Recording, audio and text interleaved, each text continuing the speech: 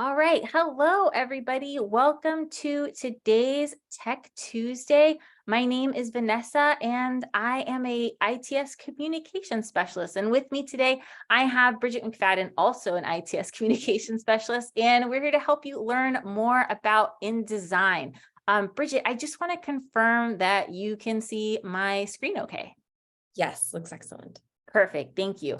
So welcome to everybody. Obviously, you're here to learn more about InDesign and creating layouts with the tool. Before we get started, we have a lot of people registered today. So I do have everybody on mute, but if you have a question at any time, please feel free to put it in the chat. Bridget's here to help me moderate some of the questions that we have so I can help as many people as possible.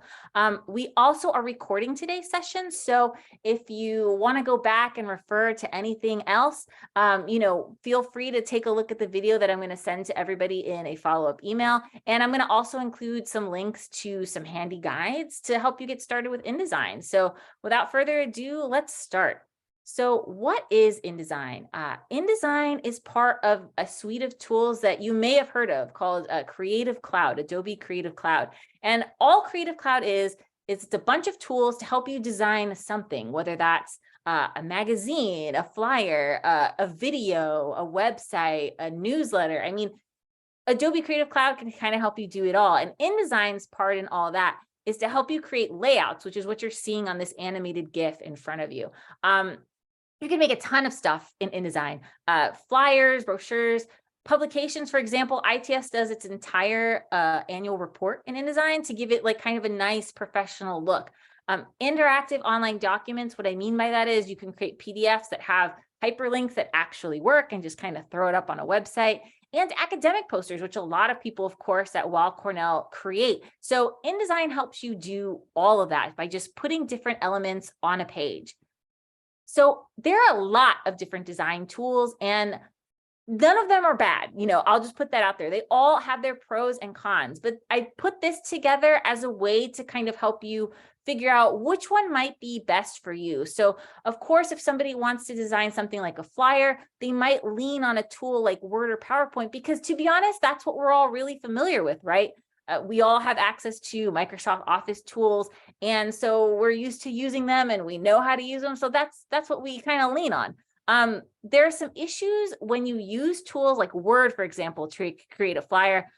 There's something called format breaks. And for those of you who don't know exactly what that means, the example I can give you is pretend you've tried to make a flyer in Word and you have like a text box already on screen and you try to import an image next to it. And when you do that, all of a sudden the text kind of goes haywire everywhere on the screen. You can't quite get things to line up the way you'd like. That's a format break, and that's super common in a tool like Word. And that doesn't quite happen in InDesign. InDesign is very what you see is what you get. If I put the picture here and the text here, that's what it's going to look like when I print it, and they'll be able to go however I want. Also with something like PowerPoint, which I know a lot of people use to actually, I've heard, to create some academic posters. One thing to keep in mind is that if you actually send those documents over to print, like to a professional printer, or duplicating Office, for example, that prints a lot of the academic posters we do, the quality may be poor. And that's because, remember, PowerPoint is used to project things onto a screen and not necessarily create very high resolution images that you would professionally print and have come out very sharp looking on a document. So again, PowerPoint is not necessarily the best tool if you want to print something. There's also tools like Canva and Adobe Express. These are online tools that have some professional assets and images that you can borrow to create really quick flyers or posters or things like that. And they're very nice tools. I use them myself if I just want to create something very quickly. They have like this nice drag and drop interface where you say, hey, I want a photo here and I want text here, right? And a lot of people like them because they're just very easy. And, not everybody's a professional graphic designer. I certainly am not. But one of the drawbacks of using something like Canva or Adobe Express is that if you want to add something like branding, for example, like Weill Cornell colors, or download a very high resolution version of the file you've created online to print professionally, you got to pay for it usually. There's free versions of Canva and Adobe Express, and then there's the premium version, which unlocks the really professional, nice looking templates and the ability to download very high res files. So again, that's kind of a drawback to using those tools, while Adobe InDesign is actually free. And I'm going to talk a little later of how you can get that. So again, InDesign, really professional products that you can create with it. They're really customizable. Like when you start using the tool, you can kind of do anything with it that you're thinking of once you get used to using it. And it's also compatible with other tools in the Adobe Creative Cloud suite. So let's say I created an image in Photoshop and I import it into InDesign. And then I decide later, ooh, I kind of want to change some things on that image. Any updates that I make to in Photoshop are going to import over to InDesign without me having to do anything, because they talk to each other. So that's a really cool feature of using Creative Cloud Suite tools. The biggest drawback of InDesign, huge learning curve, just to be honest. I mean, there are so many buttons that you can see in InDesign when I pull it up, and it can be very intimidating. I certainly was when I first started using it, but just remember that today, what I'm hoping to focus on is, if you've never used InDesign before, there are going to be certain tools and features in the program that you're going to just use constantly. And you're going to focus on maybe these handful instead of trying to do everything at once. So that's the goal of today's session, just to kind of give you the tricks of what you're probably going to use most often and to get you used to using it so that hopefully in the future you feel more comfortable with it. So this is an example of a very old brochure that someone had put together in our department. They used Word to do it because that was the tool that we had at the time. And you'll notice it's quite old because in the top right, it's the old Weill Cornell logo. But this person, not to knock on this design, it's not bad. It gives you the information you need. But again, it was very hard to find assets to put in there, like images, for example, that wouldn't do format breaks. It was hard at the time to do like the branded colors and things like that. And it's just not the most exciting design to look at that would compel you perhaps to get more information about ITS. So when we did start providing InDesign licenses, and then we updated the brand, I was able to actually use one of the brand templates from our Brand Center website and create this instead. So, it's more visually engaging. Of course, we've got this huge image here of somebody getting help at our smart desk with, a nice little overlay on top. It just looks like you would pick it up and probably want to read it when compared to the previous version. So this is just an example of what InDesign can do. So how do you get it? So you can go to myhelpdesk.weill.cornell.edu, which many of you are probably already familiar with. It's where you go for support help. And you can search for Adobe Creative Cloud requests, which you'll see right here at the top. The first arrow shows you all of the applications that come with Creative Cloud. So you're not just getting InDesign, you're getting all of these. And the second arrow shows you there is no fee for this service. So all faculty, staff, and students, they can request a license for Creative Cloud. So if you don't have it, feel free to go to my help desk and request it. Further down this page, which I couldn't quite fit in this screenshot, there's going to be a field that's mandatory called business justification. And you have to provide a reason of why you need Creative Cloud, just because we do have limited licenses. So, in my case, for example, I'm a communication specialist. I create a lot of the educational and marketing flyers, videos, web content that we create at the department. So I need multiple applications from Creative Cloud. So that's, for example, my business justification. So just think of yours. Make sure you include that in your request, and then just hit that submit button in the top right, and you'll hear back from our InDesign team, or rather Creative Cloud team, and they'll send you information of how to install it or ask some follow-up questions about your request. You can also get a personal license. So if you have a personal laptop at home that you want Creative Cloud on, there's a site called On the Hub. I have the URL there at the bottom, and I'll send you information about how you can register. But basically, our institution is partnered with On the Hub so that not only can you get Creative Cloud at a discount, but a ton of other applications. So that includes Microsoft products. There's statistical analysis software like antivirus software, tons of stuff. You'll see in this case that InDesign is $20 a month when it's normally $53. So that's quite a discount. So if you're interested in getting any personal licenses, again, that's On the Hub, and I'll be sending that to everybody as well. Some things before you even start designing that you should be aware of are you printing this? If you are, you have to ask yourself these things. In the first image, for example, definitely figure out what size you want your canvas essentially before you even start designing. Ask the event planner, ask your professional printer. They might have recommended sizes. They can give you costs before you even go ahead with the trouble of creating it, only to realize, well, maybe it's too big, and then you kind of have to rework it. So definitely think of that first before you even open InDesign. Again, if you're printing something, work with very high res images, usually 300 DPI or higher.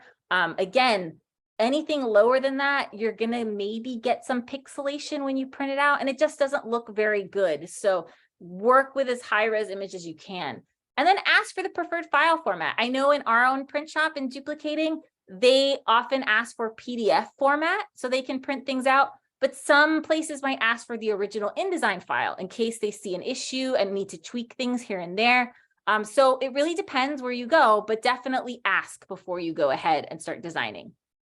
And then you don't have to start from scratch. In this scenario, in this session, I'm going to be building something from scratch with you, but you don't have to stare at a blank canvas and wonder what to do. We have an entire brand center where you can download templates that include InDesign format. So for example, I have academic posters there showing up on the screen. And when you download that zip file, you're going to get a bunch of file formats that you can work with, one of which is InDesign. So you don't have to start from the very beginning. You can kind of work with a template to get used to it.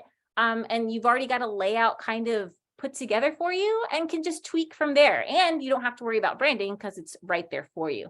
So a very, very handy site to learn InDesign. So without further ado, I'm going to start the demo, but Bridget, are there any questions before I get started? Just one. Yeah. Andrew is asking, is Adobe Photoshop recommended? Certainly, if you think that you are going to need to resize or manipulate images of any kind, I definitely like Photoshop to do that. It's a very useful tool. And if you're planning to do InDesign layouts, they work very well together. So definitely, it's a great tool, and I would highly recommend it to anybody who's interested in editing images.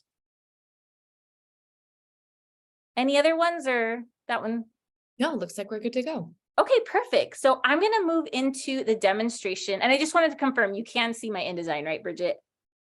Yes. Okay, perfect. So this is what we're going to be creating today. This is the final product. It is a very scientific study I did about finding the best Girl Scout cookie. This is my academic poster, and this is what we're going to create together. And while it looks like there's a lot going on, really, I only did kind of a few basic things in InDesign to make this happen. So we're going to start from scratch today, okay, to make this. So InDesign, when you first open it up, I'm going to go to File, New, just to show you what it looks like. All right. So when you first open up InDesign, this is what you're going to see. You're going to see this menu that's going to ask you a few details. On the left-hand side, you're going to see some of the sizes that I worked with most recently that I can always, use again. But what you want to focus on is here on the right-hand side. So this is where I'm going to provide information about the size of the canvas that I'm working with. I'm going to name my canvas first, or my project. I'll just call it academic poster. Great. And I have to pick a size. So the unit of measurement right here that's default is picas, which you are likely never going to use. If you hit this drop down, I'm going to ask you to focus on 2 today. So since this is kind of a beginner level course, so you're likely going to either use inches for something that you print, or you're going to use pixels for maybe something that you're designing for the web. So likely those are the two that you're probably going to use. But of course, again, before you do your project, you have to know the size in advance. So let's say that I already spoke to a printer, and I said, I'm making an academic poster. What size do you recommend? And he says, oh, I recommend 48 by 36 inches, which is, what I've already got here because I've done this already. So that's what I've got. My width is 48 inches and my height is 36, and I can type in any number that I want in here, and the canvas will correspond. Let me go back to 36.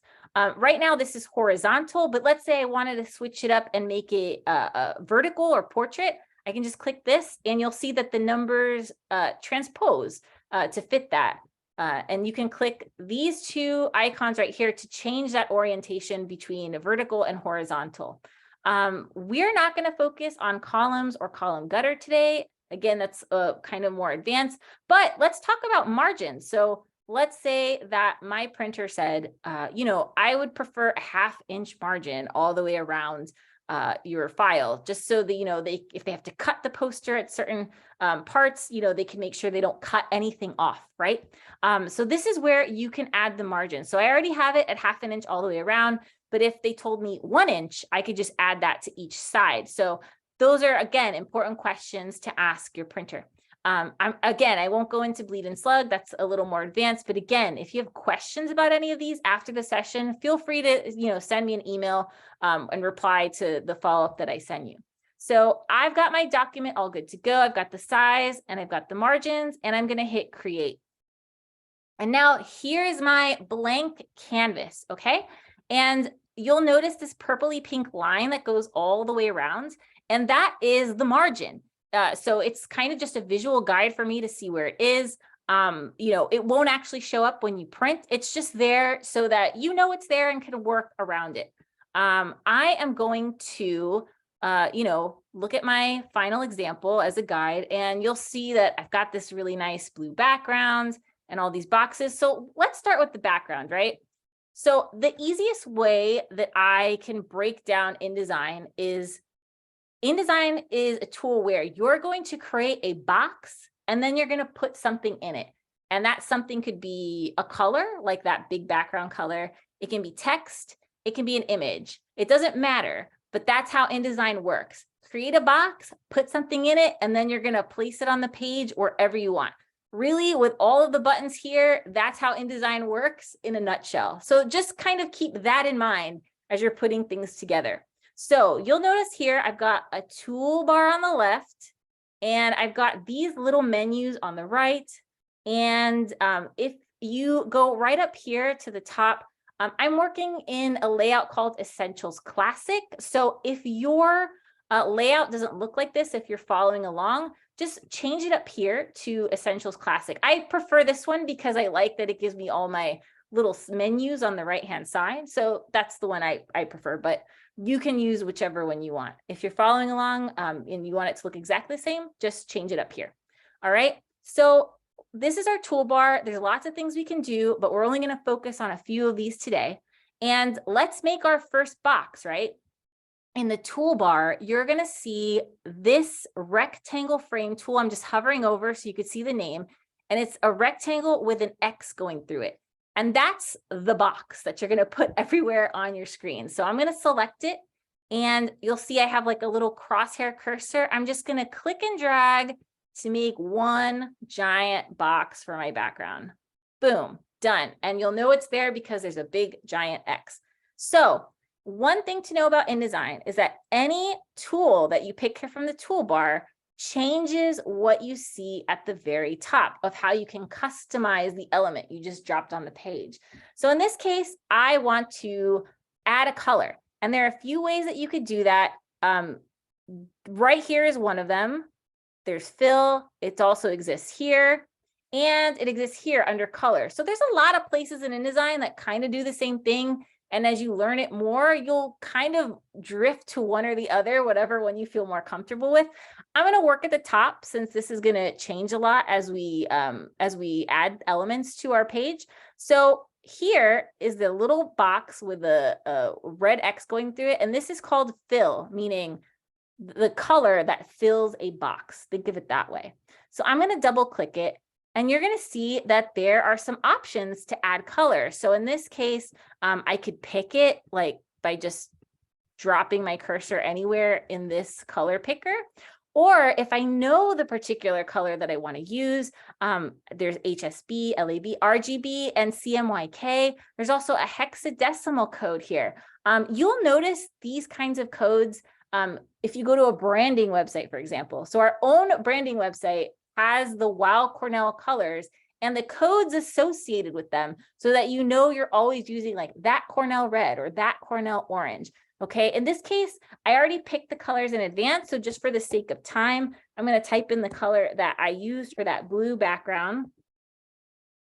And then I'm going to hit enter. And there it is, my big blue background. If I go back to my toolbar, there is a black arrow right here called the selection tool. And that lets you select anything that you put on your canvas. So I'm going to click on it, and you'll notice that these little white squares show up in the corners. And that means that the item is selected. And if I wanted, I could move it along the page. I could drag it so it goes out a little farther if I needed to. That's what the selection tool does. It allows you to select an item and then change something about it or move it on the screen. In this case, I don't really want this background to move very much. And as I add more elements on top of this, I don't want to accidentally select the background and just accidentally drag it somewhere else it shouldn't be. So I'm going to lock this down. So with this item selected, I'm going to right click on my screen, and you'll notice an item here that says lock. So I'm going to click on that. And now you'll notice that those little white squares that show the bounding box don't appear. I'm trying very hard to click and drag, and I just can't do it. So that's what locking a box or an element does. If I wanted to unlock it, I'm actually going to zoom in slightly since it's hiding a little bit. There it is. You'll notice now there's a tiny lock in the corner. And if I wanted to unlock it, all I'd have to do is take my selection tool and click it, and boom, it's unlocked. And if I wanted to move it again, I could, okay? But in this case, I don't want to, so let's undo, edit, undo, just like most applications. Oops, I had done a few things before then, so let's just lock it again. All right, cool. Let me zoom out a little bit.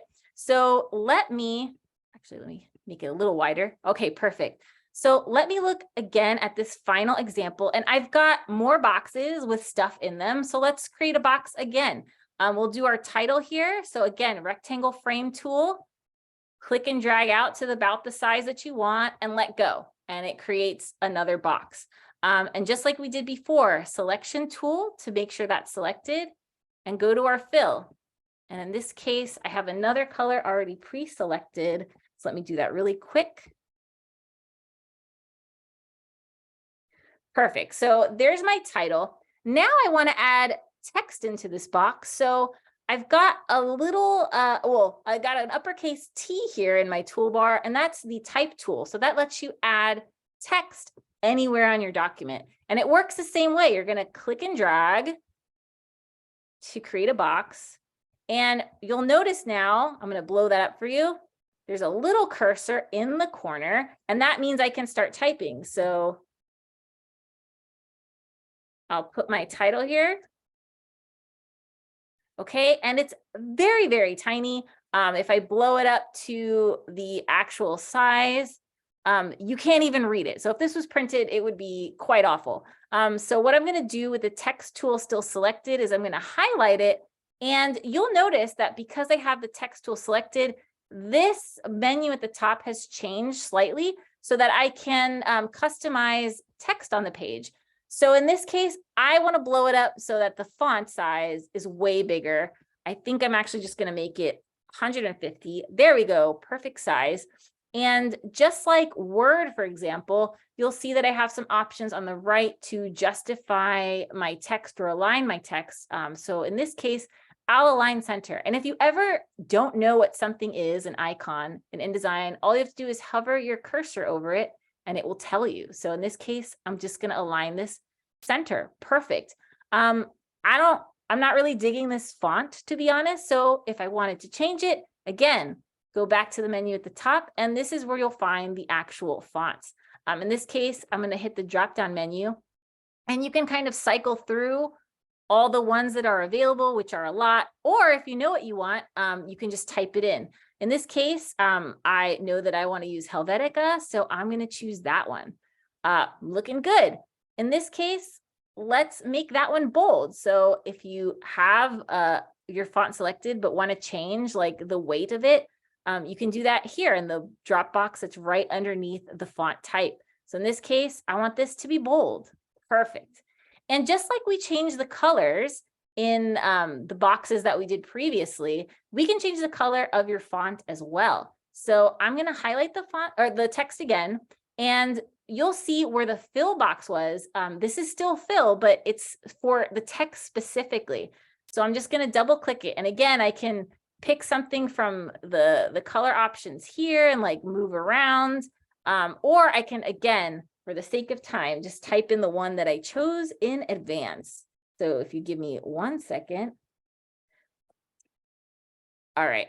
So I have like a nicer brown color. It's not quite as harsh as the black. And I've got my title looking great.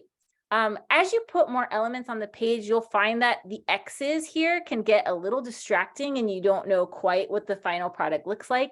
That's okay. You can switch back and forth right here. There's a button at the bottom of your taskbar where if you hold down on it, you can see a preview mode of what your document's going to look like and make any tweaks that you want from there. And then go back into the normal mode to see the layout design version. Okay. So I'm going to add more text here. Right there, I'm going to add my name. Oh, I think I spelled it wrong, but it's so tiny I can't tell. And I'm going to add my affiliation. And it's, of course, very tiny. So again, if you want to make the font bigger, head back here to the top where the font sizes are. I think I made this like 50. Yeah, let's do that 50. So there's my very accredited affiliation. And again, I want to center this. I'm going to move back over here to justification. And if I wanted to change the font again, I could just go here and I'll stick with Helvetica. It's usually a good idea when you're designing something to stick with just 1 or 2 fonts. So there's like consistency and it just ends up looking a lot nicer. And so there we go. There's my title and my name, and we're ready to go. Okay. If I look at my academic poster example, you'll see I have more and more boxes that I just created to do a layout. So let's do one of those really quick. Let's make a box where I'm going to have, I guess, my background or intro information. And let's say I'm kind of tired of like having to go in manually to type in the colors. Okay. Let's say I just want the color of this box to match this one. All I have to do is go here to my eyedropper tool. It looks like a little eyedropper, just like it's called. And I'm going to select it. And all this does, the eyedropper tool, is it copies the attributes of something else on the page and drops it into the one you're working on at that moment. So you'll see that I've got this new box selected already, and I want to steal this yellowy color, right? So I'm just going to use my eyedropper tool to click on it, and boom, color is there. Perfect.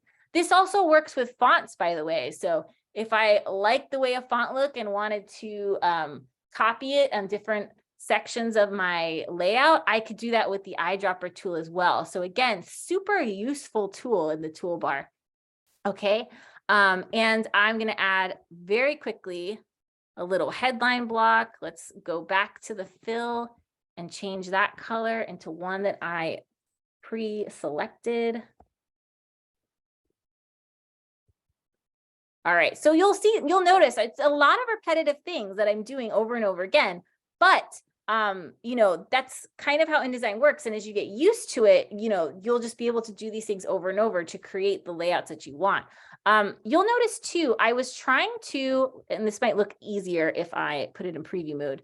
So I was trying to align this headline box so it was centered with this box here. There are a couple ways you could do it, but the easiest way is if I click and drag, InDesign is kind of showing me this green guide that you can see saying, hey, this is the center of this box. And I can just drop it and I know that it's centered because InDesign has these smart guides that tell me about that stuff.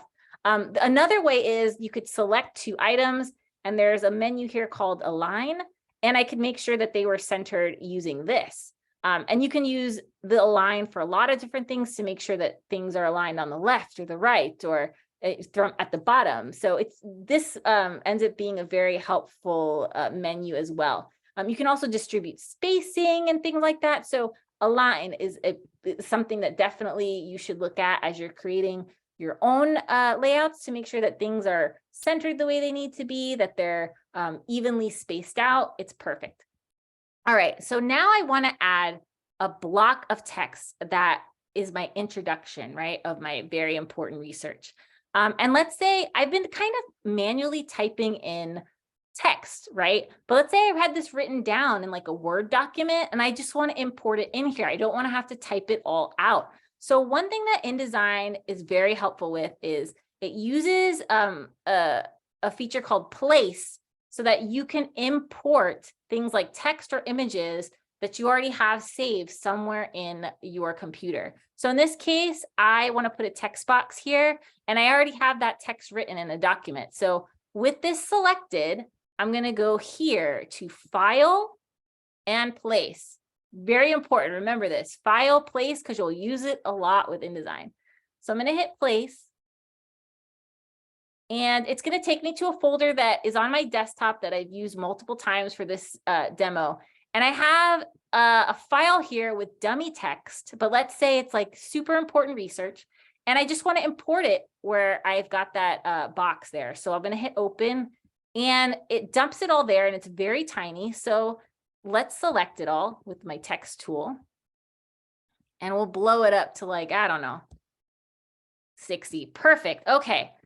So there, actually, let me make it slightly bigger to show you something. Let's say it's 70. All right. So there's my text and I didn't have to type this myself manually into InDesign. I just, imported it from a place that already existed. And that was from File, Place. And you're going to do that with images as well in just a bit. So you'll notice that this text box has a very tiny plus sign in the bottom corner. And what that's telling me is that my text is overrunning the space I gave it. So if I drag this down a little bit, you'll see that there's a lot more text here. So there are a couple things I can do. If I wanted to edit the text down so it fits in this box, I could, and it would get rid of this little plus sign, or I could click it and click and drag that text somewhere else. All right. For an academic poster, that might not be helpful, but if you were doing something like a newsletter or a report, for example, where you had columns of text, this is where dragging that text somewhere else could be really helpful, right? Think of a newspaper and all the columns of text. They're all following this kind of flow of text in these different boxes, okay? In this case, it doesn't matter. It's just an example. So again, you can just copy paste these boxes and kind of lay them out how you want to. And I'm going to pretend like we're in a cooking show, right? And we're going to just go to a move on to a layout that's already created. So I've got my boxes and my text, and here's the overall layout. So now I just have to fill it out with my research, right? So let's add an image. So again, rectangle frame tool, just going to add one right there. And now I want to add an image that kind of illustrates the method that I used to do my research. So again, File, Place. And now we're going to put an image in there. And the image that I have is a bunch of Girl Scout cookies. And I'm going to zoom in here a little better so you can see it. And the way I'm zooming, by the way, there is a magnifying tool that I'm using. So here is my Girl Scout cookies, and I'm going to put my methodology right here next to it. But I want to talk about the difference between these two arrows because you might have noticed that there are two. So the selection tool, as I mentioned before, the black arrow lets you grab anything that you've added to your page and just move it around to some place that you want it to go. The white arrow is called a direct selection tool. So while the black arrow lets you move things around, the white arrow moves the content that's inside one of the boxes you created. So in this case, you'll notice with the white arrow selected, my image is actually much larger than the space that I provided for it. So if I wanted to, I could click and drag and kind of move it within that bounding box to something that I'm more comfortable with. I could even click and drag and just resize it manually if I wanted to add more of the cookies to fit in there. So that's the difference between the black and the white arrow. The black arrow is going to move something around the page where you want, and the white arrow is going to move what's already in that box so that it fits how you'd like it to, okay? I'm going to add some text here of my methodology. We're going to do step 1, step 2, and step 3. Let me blow that up for you as well. I'll make it 50-point font. Actually, let me make it slightly larger so that it's easier to see. All right, perfect. So I've got these 3 steps here, and let's say that I want to make these bullet points, okay?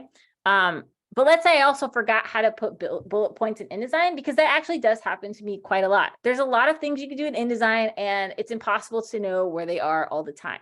So one thing I recommend for you is if you ever forget how to do something in InDesign or where something is, you can go to Help, and right here in the search bar, I'm going to type in bullets.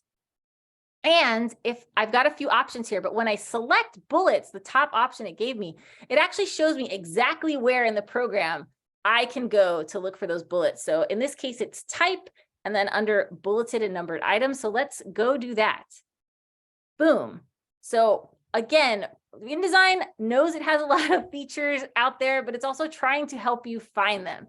So always remember that you can go to Help and type in something that you're trying to do, and InDesign will try to point you in the right way, either by showing you where it is in the actual application or by pointing you to a help documentation of what it thinks you're trying to accomplish.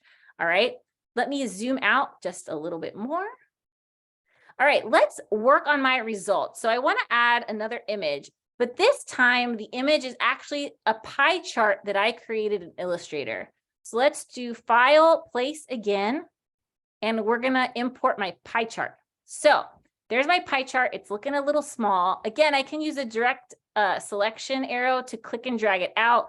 One other thing I could do that's very useful is I can right-click the entire box, and there's an option called Fitting, where I can fit the content proportionally in my the little bounding box area, and it kind of blows up to fit as best as it can without like kind of squishing itself weird. So in this case, I have this pie chart, which is imported from Illustrator. I drew it in there, all right? When I was talking about integrations before with all the Creative Cloud tools, this is what I'm talking about. So let's say I've got this pie chart here and I want to change the color of one of the slices. So I can actually do that from InDesign. I can right click it and you'll see an option that says Edit Original and Edit With. So I want to edit this with Illustrator, with the tool I used. So it's going to take a second. It's just going to think, and it's going to pull up my pie chart. All right. And if I want to change anything about it, I can do it here. Actually, let me ungroup them and let me change a color, a slice. There we go.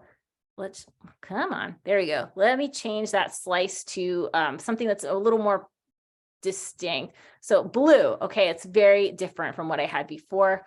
I'm going to hit save. And then when I move back over to InDesign, it might take a second. Oh, it actually did it quite fast. You'll see that it's blue already. So that's what I'm talking about with integration. Really, really cool. I mean, that they all work together like this, and that things that you do in Photoshop or Illustrator, for example, will just update automatically in your final product in InDesign, okay? So, all I have to do really is continue putting text where I need it to go. And then my final product is going to look like this. And of course, I've added like little tiny design elements like these little dots, which is just a line that I dropped in there. But this is my final product. And really all I had to do, again, was create boxes and put text or images in it. And at the end of the day, this is how it came together. And I think it looks pretty okay. And let's say now you want to save this and send it to people to review it or to send it off to print. So again, File, save is how you're going to do that. And make sure that you're saving frequently. You don't want, something to happen where your computer crashes and you lose all your work. So this is how you would do it. You would file save. And if you wanted to export this as another type of file instead of InDesign, what you would do is you'd go to File again, and you would hit Export. So let's say I'm sending this to Duplicating, and they're like, Vanessa, I need a PDF. I don't want the InDesign file, right? You can change what the file format is right here. I can turn it into a PDF. EPS is a very popular kind of design for a file extension that some print shops might ask for. So know that that's there. I can actually just export this as a big old JPEG or a PNG file. So these are the options that you can use to export. But let's say a colleague wants to see this and they don't have InDesign.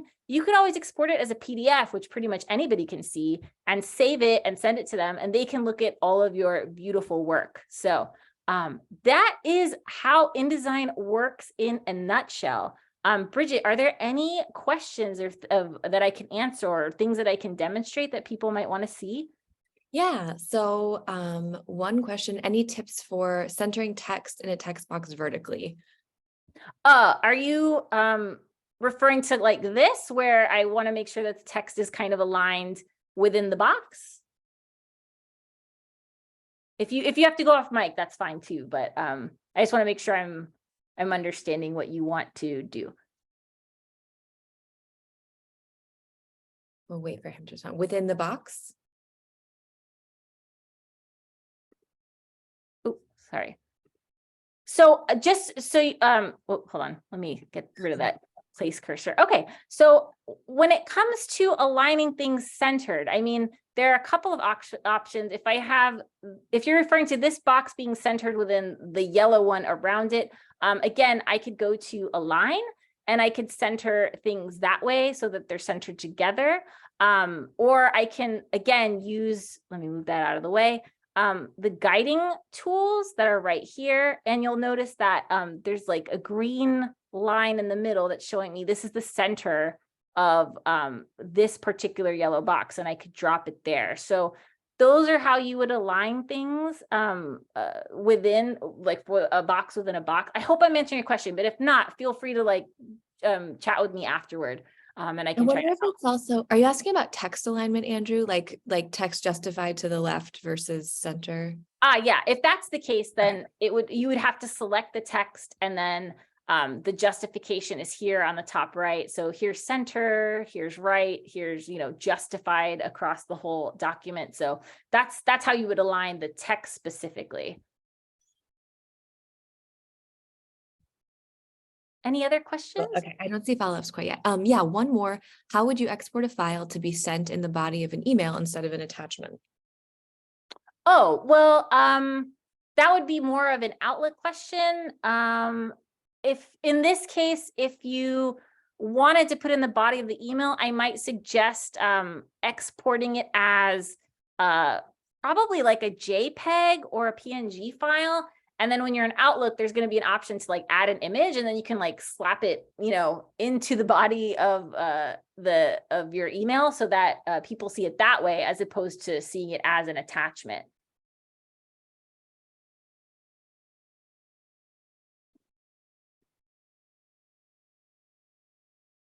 I see 2 thank yous, so I think we got those. Okay, just to wrap up, because I know we're just about at time. Again, I've recorded this session. I'm going to send it to everybody so you can go and look back at the repeated steps to see how I did this. I'm also going to send you some guides from Adobe support site, as well as some other ones that I found really useful about how to kind of just do basic tutorials so you get used to using all of these tools in InDesign. And it'll likely go through more uses for the toolbar, which I think is great. If you've got any more questions after this that forgot to ask now, or it comes up later, feel free to write back. Obviously my name's going to be on that follow-up email that I send out, so feel free to hit reply if something comes up, and just let me know how I can help, and I'll do my best to help you get that InDesign file looking nice. And if we have no more questions, I'll wrap it up. We good, Bridget? I think we're good. Yeah, just see a lot of thank yous coming in. Oh, okay, perfect. Well, no, thank you guys for taking the time to learn more about InDesign. I really appreciate it. And have a great rest of the day. And thank you very much to Bridget for helping out today. Yeah, you're welcome anytime. Have a good one, guys.